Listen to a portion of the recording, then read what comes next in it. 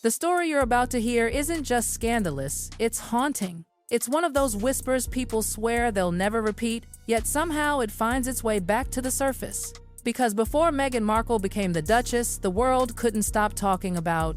Before the cameras trailed her every move. Before she stood beside a prince smiling for the flashes, there was another chapter. A buried one. A chapter she never wanted anyone to read aloud.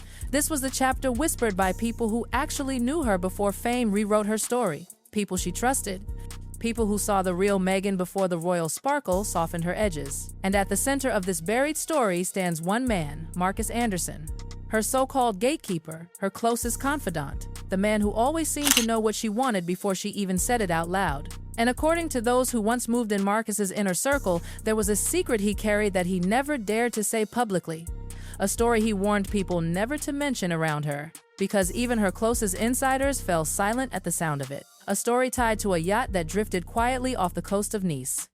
A weekend that became a secret, and an encounter between a young actress and a royal prince that, if ever shouted loudly enough, could shake the entire foundation of her carefully built image. Yes, we're talking about Meghan Markle's alleged 3-day disappearance below deck with Prince Andrew aboard a millionaire's yacht in Nice, France. 3 whole days. And no, this isn't a pretty story. It isn't gentle, polished, or softened for the public. It's messy, whispered, and soaked in the kind of silence that only guilt can create. It begins in February 2002, Nice, France. The sky was a perfect blue, so flawless it looked painted. The Mediterranean Sea moved in heavy, rocking waves, cradling even the biggest yachts like toys. Floating in that glittering calm was a luxury yacht owned by a Greek millionaire. The deck shimmered. The crew moved with military precision, polishing railings, setting lights, preparing for one very important guest, Prince Andrew. But before the prince ever set foot on that yacht, someone else arrived. A woman nobody recognized. Petite frame, bright smile, and ambition that filled the air like expensive perfume. Her name? Meghan Markle. To the other guests, she was just an American actress trying to break into the business. Friendly, chatty, maybe even too chatty. But as the hours unfolded, Meghan became more than another face at a fancy gathering. She became the center of it all. Because she wasn't just attending a party, she was waiting for the prince, and she was determined to make sure he noticed her. Before Prince Andrew's shoes even touched the deck, Meghan had already set her stage. Witnesses later said she spoke with the kind of confidence that startled people. She wasn't shy, she wasn't hesitant, she was bold, almost theatrical, like she'd been rehearsing for this very moment her whole life. She bragged about her father being an award-winning Hollywood lighting director. She mentioned landing a role on an American hospital drama. She even said one day she'd become the first female president of the United States, not maybe, but as if destiny had already signed the paperwork. For a woman still clawing her way into the industry, this wasn't ordinary small talk. This was a woman building her own myth, crafting her image like a publicist before the fame ever came.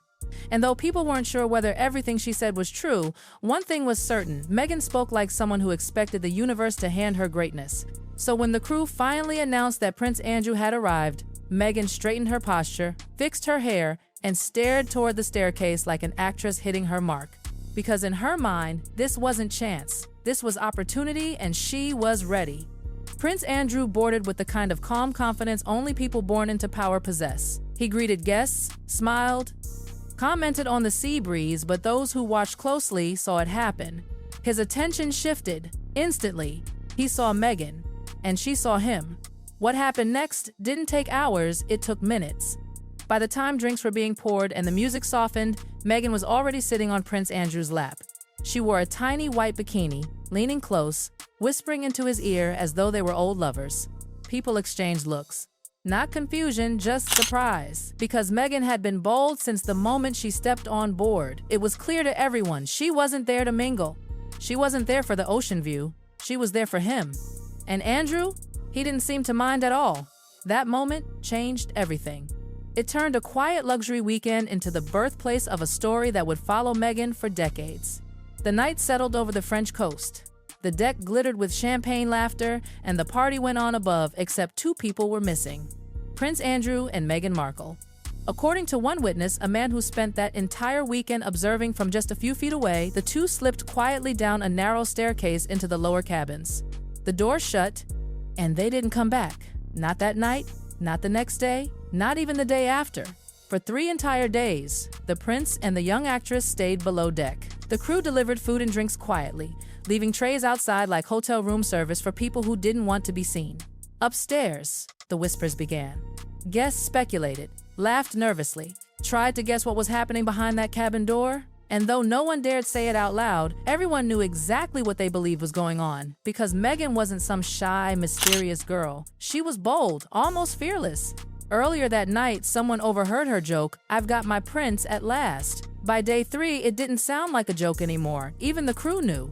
Everyone on that yacht knew where Andrew was and with whom. This wasn't a fling or a harmless flirtation. This was a calculated move. And Meghan, according to every single witness, reached straight for the top. When the yacht finally returned to shore, the story didn't end. It just moved to a different stage. Back on land, the Mediterranean breeze still clinging to her hair, Meghan didn't fade into the background. Not her style. She stayed in touch with a few people from that yacht weekend: Bob, an Australian backpacker, Theo, the millionaire's son, and Theo's girlfriend, Melanie. And through them, the puzzle began to piece itself together. According to what those friends claimed, Meghan and Prince Andrew didn't just say goodbye and disappear from each other's lives. They allegedly kept in contact, calls, messages, the occasional check-in that hinted something unfinished still lingered. Andrew, then working as a royal envoy, traveling across Europe, supposedly maintained that quiet communication at least for a while.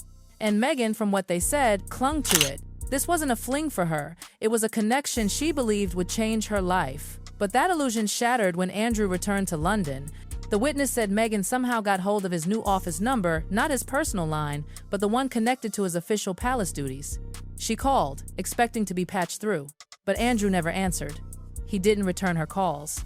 And soon after, his staff was reportedly told not to put her through at all. For Meghan, that silence must have felt like humiliation. Rejection from the man she believed had opened the golden door she'd been dreaming about. Still, she kept trying. The calls continued, but Andrew's office kept blocking. His phone was always off. To him, she was a weekend and indulgence quickly buried under royal routine. To her, it was a plan unraveling in real time. But that wasn't the end of it. Because according to Melanie's later account, Meghan had something else to tell him. Something urgent. Something she thought would force him to pick up the phone. She believed she was pregnant. Not months later, not years down the line, right then. Within weeks of that yacht trip, the source claimed Meghan tried desperately to contact him again, believing the news would make him respond, or at least acknowledge her once. But nothing. Not a word. The calls were ignored, the line went dead, and Prince Andrew carried on as though that weekend had never existed. Alone and panicked, Meghan allegedly made a decision that would change her forever. She chose to end the pregnancy. Not because she wanted to, but because she felt she had no choice. She was alone, with no support, and she knew that carrying a royal's child, a royal who wanted nothing to do with her, would destroy her ambitions. Around the same time, Meghan had started spending time with a man linked to Washington's political circles, someone connected to the Bush administration. A new door was opening, a powerful one. And a child? That would have slammed it shut. So, quietly, privately, she made her choice. And that chapter, those 3 days that turned into a lifetime of whispers, was buried deep under years of reinvention. Time moved on. 2 decades passed. Meghan married a prince, not Andrew, but Harry. She became one of the most recognizable women in the world, but secrets have a strange way of resurfacing. In 2022, during the Queen's Jubilee celebrations, a chance encounter reawakened the ghost of that hidden past. The same woman who'd once shared the story of the yacht ran into Bob the backpacker who had witnessed everything. They talked about old times, about England, about life. And somewhere in that conversation, Meghan's name surfaced. Bob, now older, married, settled, with a baby on the way, started to recall that weekend in Nice. The yacht, the whispers, the closed cabin door. 3 days that no one ever explained. He didn't hide the story, he didn't even deny it, but he begged for one thing: don't use my name, because he knew what would happen if it ever became public.